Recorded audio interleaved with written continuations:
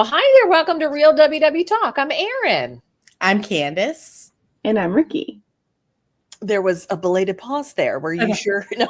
Rikki's like, I think I'm Rikki. Yeah. I think I am. I'm wondering if it's my connection, because I definitely responded right away. Rikki's like, there was no pause, ma'am. No pause. I know. Look, and we're all on snow time. So I was like, we're all relaxed right now because it's been snowmageddon here in Maryland. That's right. It was glorious. We've had some glorious snow. Are you guys snow fans? Do you like the snow? Oh, I love it. I love it. But only if it's a lot. It has to be a lot or not. I don't like the little in between 1 inch kind of like, it's either school is closed and we are just in a winter wonderland or nothing for me.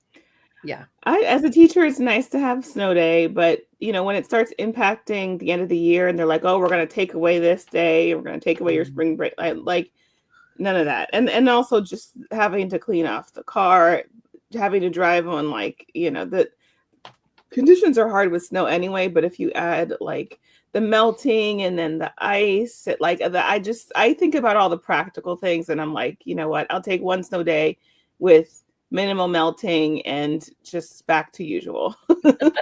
I didn't think of that. You do have to make up the days at the end for teachers. Yes. Okay. Yeah.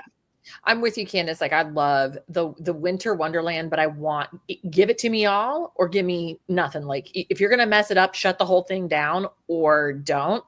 And I also say this as somebody who is an essential employee, and like for the first, I don't know, this is like the first year, this year and last year, where I haven't had to go in like I used to, like it's a blizzard. I'm spending the night at the radio station, like that level of, figure it out.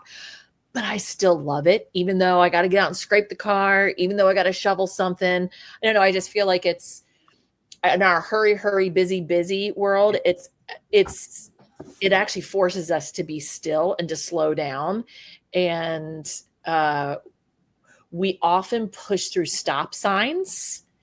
And I feel like that's a giant stop sign that's saying, pause a little, yield a little. But I also recognize for people who maybe have a disability that are trying to get out in a wheelchair. Like I know that there's so many layers. I totally understand that and respect that. And I also can still enjoy looking out the window at the snow. And also, for those of you who don't know, we kind of have a celebrity snow forecaster in our Real WW Talk group.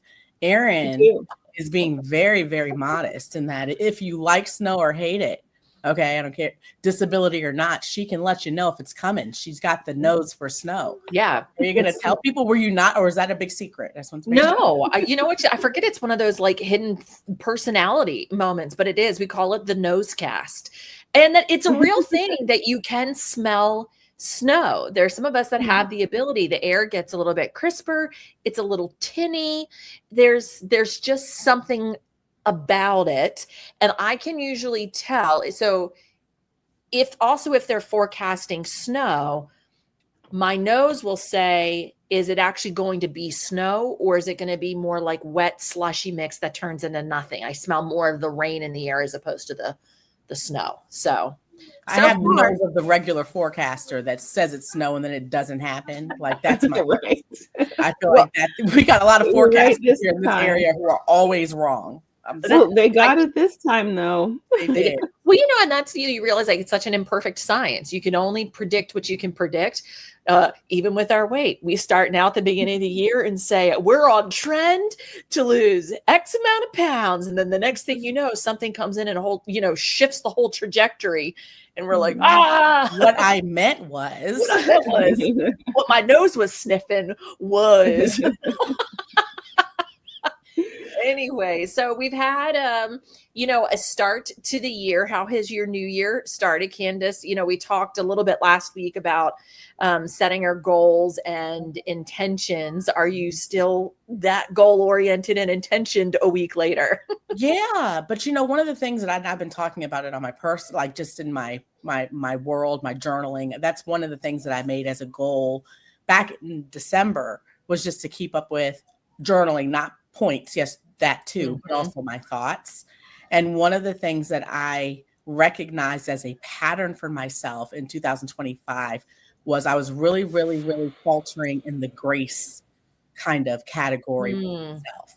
And so even with starting the year and, you know me, oh my gosh, and this is the first and this is this, I've been giving myself a lot of graceful moments throughout the days of the new year and just kind of since I started thinking about it.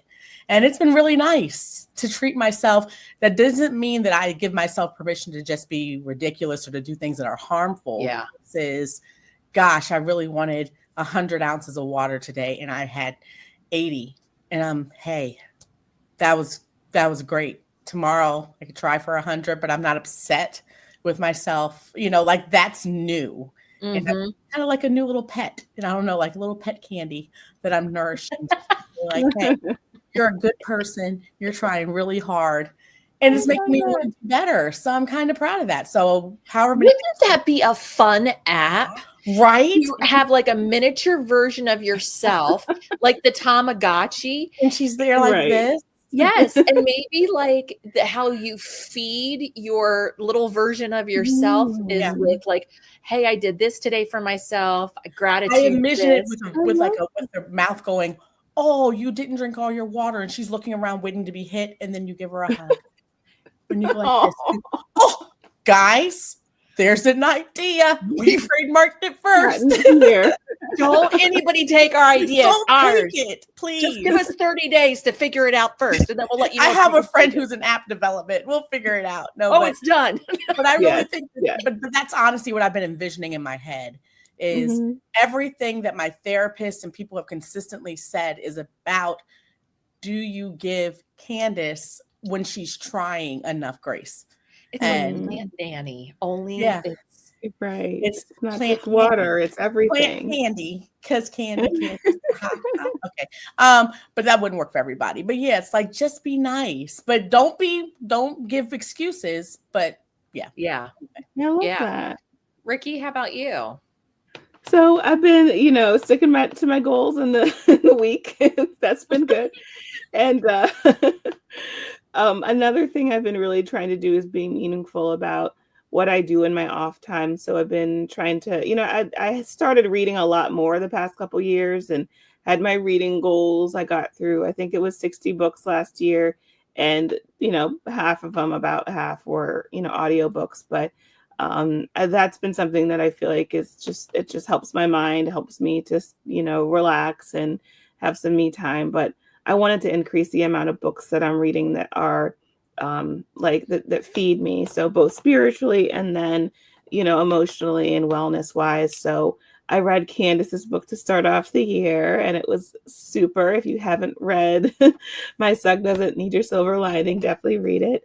It's very encouraging, even if you don't have that same exact journey, but you're going through. Oh no. Rikki. Okay, Rikki's coming back. Well, it's all the tabs. It's all the tabs, guys. That's it. Yes, but you're frozen. There you are. I think you're back now. Okay. How many tabs do you have open, Rikki? Not that many. And when was the last time you rebooted your computer, Rikki? A couple days ago. I'm going to close a couple things while we New Year's resolution. It's okay. And I think I don't have the Wi-Fi symbol anymore, so I think I'm good. This is real WW talk, guys. Rikki, I give you grace. See, here's the hug. It's coming through the computer. That's right. Rikki's little plant just grew a little. Little Rikki just grew a little. I'm closing a hole. Okay, one more time. What about you, Erin, while she's closing? Oh no! Can you? Oh, I'm ready to finish. Oh yes, go ahead. I couldn't hear you. I'm sorry. She can multitask. She's a teacher. Okay, I can. The last thing I was going to say is Worthy, which was something when they had that whole, when Seema was still the head of WW, they had that whole evening and they had lots of different panelists and discussions. And Jamie Kern Lima, who is a CEO, and she has her book, and that's actually her second book, but it was the one that, as she had that conversation with, I think it was either Seema or someone else she was talking to, I really became interested in what she had to say about how we find ourselves worthy. And it's been a good read so far. So trying to feed myself in that way and build up my confidence and my, my feelings of self-worth. What was her name again? Jamie Kern Lima. Kern and the book is called Worthy. So if you go check our show notes, of course, we're going to link to Candice's book, and we will link to this book so that you can find it easily. Yeah. So for me, same thing. I mean, we're only, a handful of days into the new year.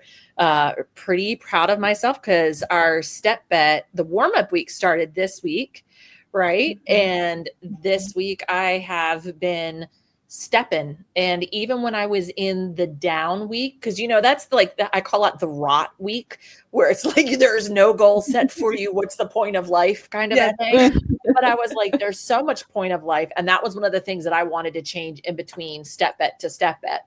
So I kept up my walking. I kept up hitting my goals so that I can just keep, slide into this next one. It didn't feel quite so aggressive. So already starting out really, really well and strong in the new year, keeping on track of those things. And you guys, I had a moment earlier in the week where I looked at myself and I went, you know what, in 2022, you were out at 6:30 a.m. going for walks when it was 28 degrees in the morning. And it is Sunday afternoon and it's 32 degrees. Why aren't you out here taking advantage of the sunshine and the cold air and going for the walk? And obviously everybody else is listening that going, yeah, no, who wants to do that? But I put on all of my warm weather clothes and I went out and I did a 2-mile walk in the freezing cold. Wow. I did it. And I did it the next day. And I was like, you know what? I can do this. If I say that I want to do this, nothing changes if nothing changes. You can say you want to do something all along, but if you're serious, something's going to have to change. And that means for me, a little bit of comfort. Mm-hmm. But the peace that I gained inside my mind and the pride that I gained inside myself, is leagues above it. So yeah. You want to know what we're doing? We're hugging that little Erin. We're giving her a little hug. You feel that? You feel that? Because that's accomplishment. No, but seriously, I think keeping the words and things that we promise to do ourselves that we used to see as punishment. I don't know. When did it become an idea that it was punishment? Probably because it's cold outside to say, like, I don't want to go out and walk. But that sense of accomplishment to push past what could have been an excuse. Yeah. And reshaping that the rest that you were taking. Sometimes you do need rest, but sometimes you're just, like you said, Erin, you're rotting. You're not.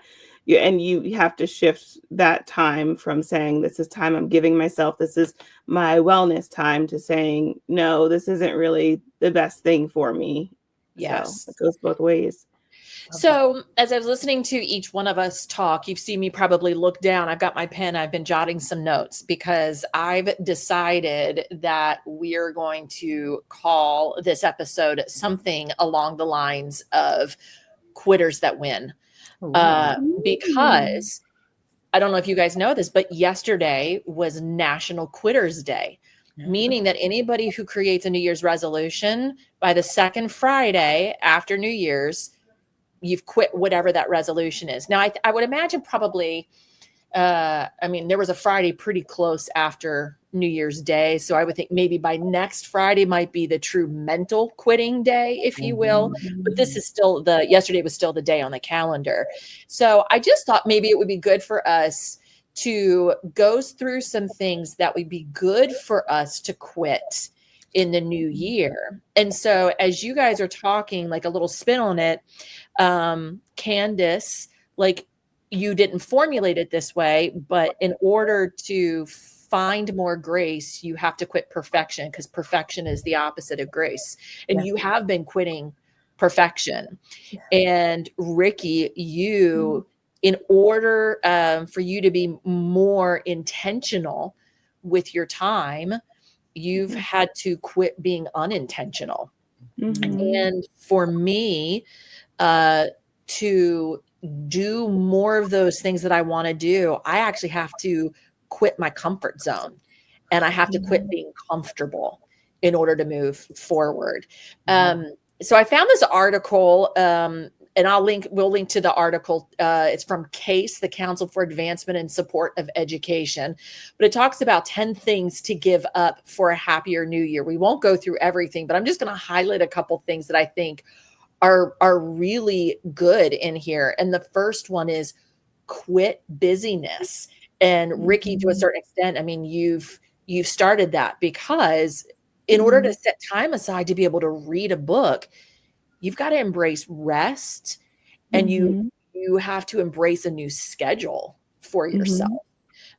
They talk about scheduling time every day to not be busy and have dedicated downtime to reflect, rest, and recharge. Now, I was getting ready to say something that I think actually is probably not true. I was going to say, for Rikki and me, we probably have we might have a little bit more room in our schedule, but that would be saying that single people aren't busy, and that's not true. We're actually like crazy busy. Yeah. But different kind of busy. Yeah, it's definitely a different kind of busy. When you hear that, Candice, what does that look like for you?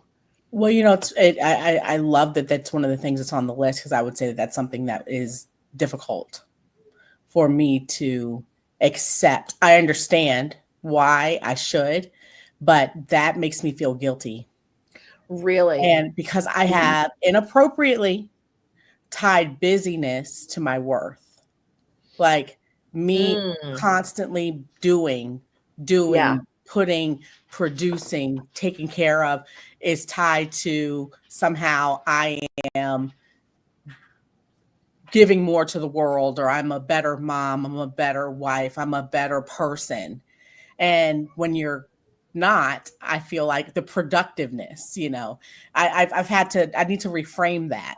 That's just what hit me. Is like, gosh, if I were to do that, I would feel very guilty, because that feels selfish, that I'm just taking all this time and doing nothing. When really, it's not. It pushes back against your self-care. Right. Your drive for self-care. Right. Which doesn't make any sense, because I could tell you why I would understand why you need to rest. I can tell Rikki why I feel she needs to rest. But for me, it's like, but for me, where's my to-do list that has 50 items on it? I haven't finished checking off the ridiculous amount that I put on there to start. So I love that. It's a challenge for me. And it's something that I think that I'd have to probably start small and feel the accomplishment of even 5 minutes of just, hey, there's nothing going on here. Well, that sounds like that leans into your grace. Yeah. Yeah. And sitting with the feelings and knowing that even if I think that goes into something that I don't want to take us down another rabbit hole, but like sometimes you can't trust your thoughts, as you know, or your feelings. Yeah. So just because you feel the guilt doesn't mean it's true, or doesn't mean that it's necessary. Yeah. So to implement some of these things, you have to push back against a mindset that we've been stuck in. I will tell you that I have had a massive wake-up call in that space. And you guys know, and you even identified it last week when we talked, like I've been working really hard on boundaries. And that's always because I feel like my boundaries are squeezed. And I'm so tempted to push my own boundaries for others. And honestly, within the past month, losing my friend Becky to cancer, lost another acquaintance to cancer, like a few days after her, and then about a month before her, lost another acquaintance. These are all work acquaintances, and then have about a dozen friends within my work sphere who all lost their jobs. Their radio stations were sold. And these are people who are literally some of the best of what they do, people I look up to and admire. And you realize, like, all of the time, these are some people who have been at their radio station for 20 years, 30 years. And just overnight, the organization sold everything. And they have, by February 1, they have no job. And it was one of those moments where I've realized you can work the hardest you've ever worked in your life. You can do all the things, you think about all of the sleepless nights, and yet you're still here. And how do you feel? Do you wish that you had set more time aside for your family? Those things that seem so big then, are they that big now in the rear view mirror? And I think for me, that was just, between, physical death and representational death, it has been a man, what am I giving my mind to? What am I giving my heart to? What am I valuing the most? Yeah. And it's been a deep wake up call, you know? And it's interesting that I had that wake up call when I was in the throes of the cancer for myself. Like I was more open to the self-care and to the taking the time because my health forced me to. Yes. And then when God gave me back my health, it's kind of like I kind of got right slowly but surely. It wasn't immediate, but I got back on the hamster wheel. Yeah. And then you're like, wait a second. And I feel like God's like, okay, so we just didn't learn anything from that. I learned it, but life can kind of have you go right back to old habits. Yeah. Yeah. Here's another thing to quit this year: thinking that the perfect time will come. That's a tough one. That is a tough one. How many times, I mean, even thinking like, okay, well, I won't start doing this exercise until I have the right exercise clothes, until I have the right exercise shoes, until I have the right exercise gadget, until I have the right amount of weights, you can go on and on and on and on. And the simple thing is just do something. Just do a little something right now. Well, I can't do push-ups. Yeah, but you can lean against the wall and push yourself up against the wall. Right? There are always things that we can do, no matter, pick your space. Obviously, I'm using just health right now, but it's never going to be perfect. I use that example with Disney because I had a friend who I recently caught up with, and I told her, I was going to Disney. She's like, "Oh, you're finally going?" Because I've been talking about it for so long. But there's so many things to be fearful of. There's the plane ride. If you're overweight, you know the struggles that you go through thinking about, the plane seat. And it's like I think I kept putting it off because I was worried I also wouldn't enjoy as many rides. And there are probably a couple rides that I may not comfortably go on, or maybe still a little afraid to go on, but I'm going on the trip.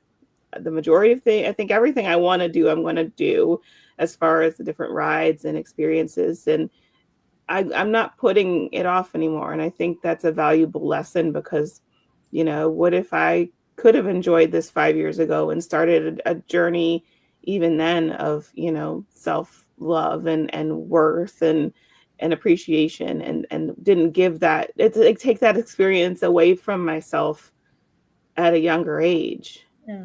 And I think the hardest thing for you probably is, and this is me guessing, is that when you do go and you have an amazing time, having to give yourself the grace to say, well, why didn't I do this sooner?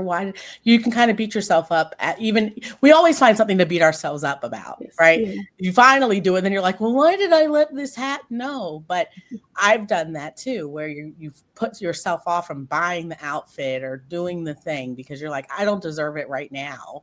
And then when you look great or you have a good time, then you're like, why did this happen?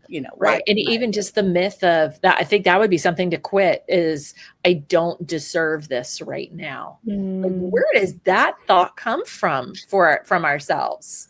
I don't deserve. Of course you deserve it right now. What makes you undeserving of something good? I think sometimes we're trying to get ahead of what we think other people might say or think about us. Yeah. Like going along with it. But why should those people have influence in our life if their thought is you don't deserve this because of your weight? You don't deserve this because of if they do think that, in the words of Mel Robbins, let them, right? Yes. Right. Okay. Can't wait to read that book. Whatever you think, let them think it. It doesn't change anything about it's not true, and they don't most likely they don't like themselves or don't feel that they're worthy of things. Yeah. Right. Because that's where it comes out of. Exactly. And it's their own biases. It's something they need to work on in themselves. The last example I'm going to give with Disney is there's a group of ladies who are called plus size park hoppers. And have you guys heard of them? Oh, that sounds awesome. They go on a bunch of different rides, and there's I think between 4 and 5 of them depending on the trip. And they face a lot of backlash from the media. Like should Disney, should these places be catering to these people? And they but they boldly put themselves out there. They repeatedly go on these trips. They have fun. They're themselves. They wear all of the fun outfits. And I'd encourage anyone to go check them out if you have that kind of a fear, because there's so many people who are just living their lives despite what other people think. Not to say we don't have insecurities, but we still live our lives. Yeah. Could you imagine if the media narrative, instead of saying plus size people shouldn't do this, and Disney's catering to plus size people, Disney shouldn't cater to this ethnicity. Right. Disney shouldn't cater to people with disabilities. I don't understand. I'm like fired up right now. But could you imagine? Like, I don't understand, because you're devaluing a whole person and saying you shouldn't be able to do this just because of this. And I don't know when it became okay. And I guess it's always been okay, even since childhood, to make fun of people or to say that people of a certain size or a certain, thing can and can't do something. But that is just mind blowing. I feel like they feel like it's off that they're able to do it, because there's still this stigma that being overweight is you don't have feelings. Your fault. Right. And you could have changed this. So therefore you get to be shamed and don't get to have a good time because you chose this. And not only that you chose it, it's easy to reverse. The amount of things, like times I feel like people just say calories in, calories out. Our buddy Sciat Fitness is so great about, arguing against that. But like, there's so many people who just belittle the struggles that people have to, like, we all know eat less, lose weight, but it's not that simple. It's clearly not that simple. Yeah. Okay, so here are two I'm going to time together because we just kind of dipped into them, but things to give up for the next year. We'll have to do another part. Ready for this? Needless drama and worrying what everyone thinks and says about you. Now, I appreciate the needless drama. It's valuing your peace of mind, healthy relationships, and walking away from situations, frankly, that threaten, your self-worth or what have you. You don't have to participate in every argument that you're invited to. I wasn't invited to that argument, but you better believe I just stepped into it. That's me. Yeah. You're like, hey. But then also worrying about what everyone, what people say and think about you. And just to that Disney example right there, when I go up into line to get on this ride, is someone behind me thinking, oh, great, we're going to have to wait for her to get on the ride and then get kicked off. Or, you know what I mean? Like, you can't internalize someone else's thoughts that they may not be thinking, because they may be worried about themselves getting on the ride, right? We always think about what someone else is thinking about us. And the problem is everybody else is thinking about themselves first. And it's almost there. I have known of, I think it was actually talked about in one of the meetings, because this was something that came up where someone was preoccupied with the thoughts of others. And they said, well, what if you were to just assume, they absolutely are. Everything that you think that they're saying, they are. What does that mean in terms of what your action is going to be? Are you going to rob yourself of the experience? Are you not going to do it because somebody who, as Erin loves to say, you would never buy a Christmas card for, is even on your Christmas list, has this thought about you? I think that that's something that we always have to challenge when I talk about that faulty mindset, and to say, whether they think it or not is not really the thing you need to spend your energy on. You can assume that they are, and it still isn't going to change that you're going to get on the ride or that you're going to do this thing, because you deserve that experience, because who are they? Right? Yeah. And you already referenced the book, but or the theory, but I'm going to say it again because I feel like it's definitely worth saying again. And I can't wait to read the book. But Mel Robbins, her book was just released last week, I believe. And it's the Let Them theory. And I look forward to reading that, because that's what you're talking about. Like, somebody is judging me. That person in the clothing store thinks I'm overweight and they don't want to serve me. Well, let them. you know, like just, and it's simpler than, like, it's easier said than done, but I'm sure like the book will have a lot of strategies for that. So I look forward to reading that this year too. Well, let's put that one on the list. I feel like we've got our January book club. Yes, that's going to be the next thing that we're introducing this year. Coming to Real WW Talk. There you go. There you go. I'm just going to give us one more because I think this also taps into it too. And that is controlling the uncontrollable. Give up, quit controlling the uncontrollable. They have written with that the most powerful changes happen when you take control over what you do have power over instead of craving control over what you don't. And a lot of anxiety, I learned, for me, a lot of anxiety is actually built in fear. And it's built in trying to have control over something that I don't have any control over. And if I can step back and go, do I need control over this? Why do I feel like I need control over this? Is everything going to be okay if I don't? Well, yes. And I don't even know the outcome of this. And we're not going to worry about the outcome. I'm only going to focus on what I can control right now. And that's me. And I'm going to be at peace. Yeah.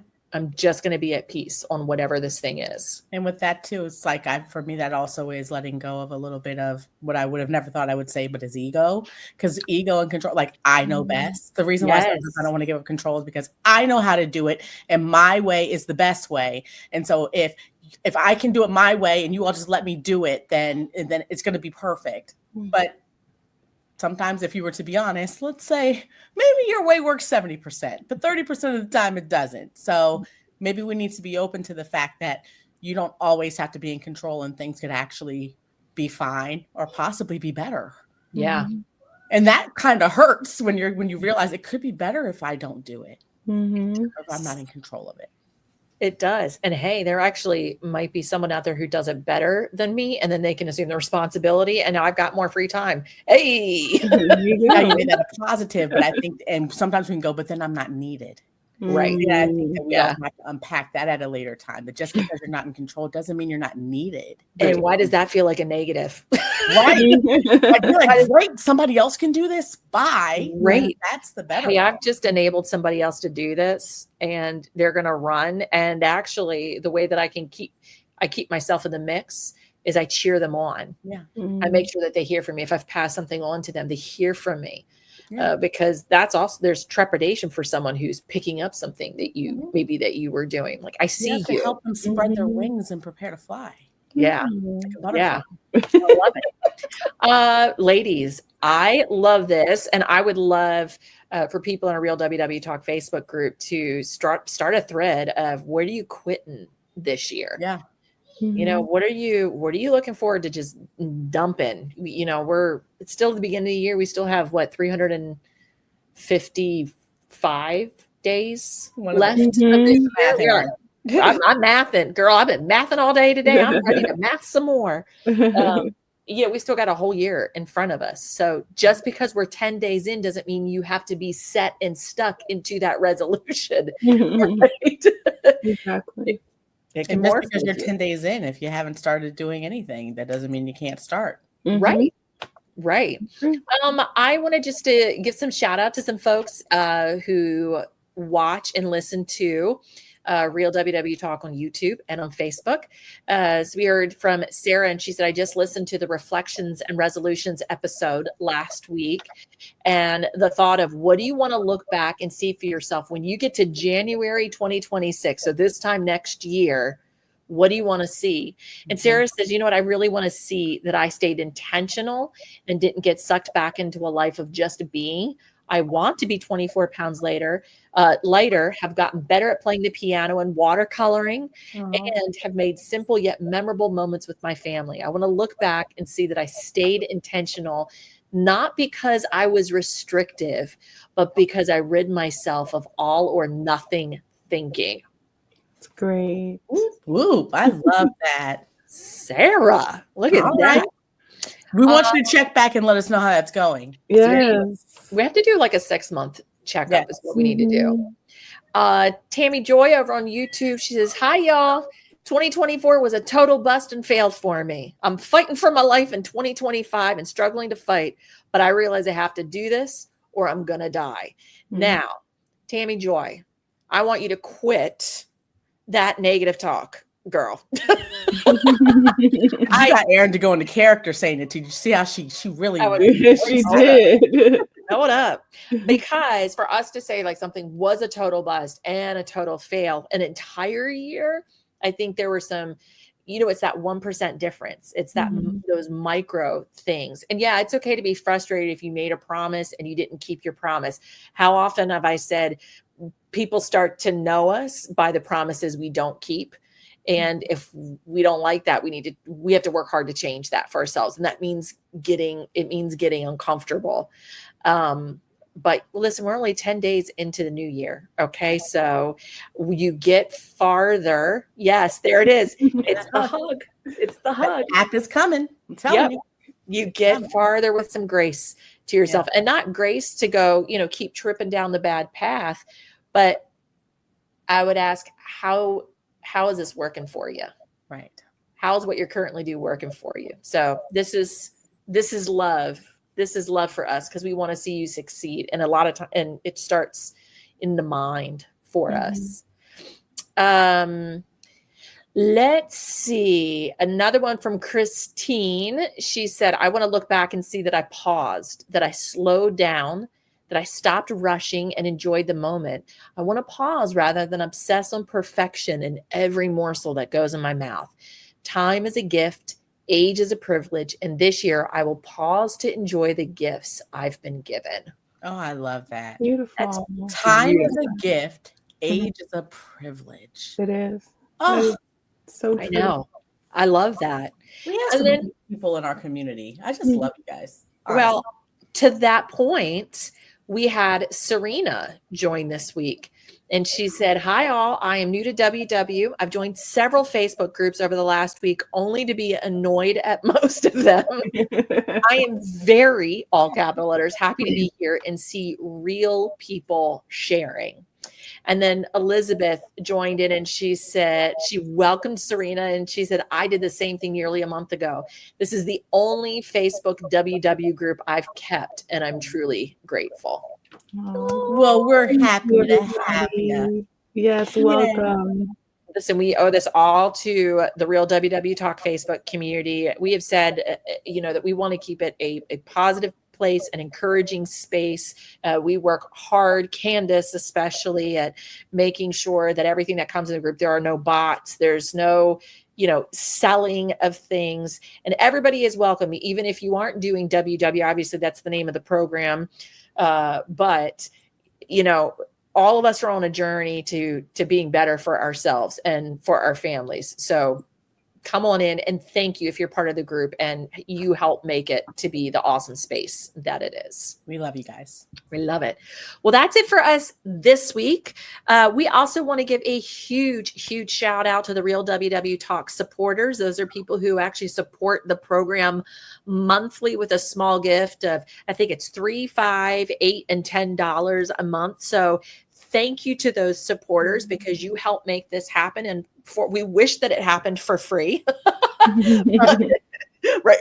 Candice is our treasurer. It's gone up on fees. Like everything's gone up. We were just recently like, what is going on? Like it's crazy how much. Anyway, that's a whole it's bonkers. The world is crazy right now. But all that to say, the Real WW Talk supporters, as well as people who purchase advertising on our program, that's why you'll hear that. It's to offset the costs of what it takes to bring this to you weekly. So just a big thank you to the supporters. If you want to join in and become a supporter, just look in those show notes and you will find a link where you can join up and be a Real WW Talk supporter. So thank you. And then of course, find our group, find us wherever you are on social media, specifically Facebook, Instagram, and YouTube. Just search Real WW Talk. And if you go over to YouTube, you can see our smiling faces as we do this. But if you're like, I seen you, that's okay. And you want to hear us, put us in your pocket and go while you go for a walk or you're on the elliptical. While you're doing a step bet. And while you're doing a step bet, just search for Real WW Talk on any podcast platform. Okay, that's it. Thank you so much. Have a great week.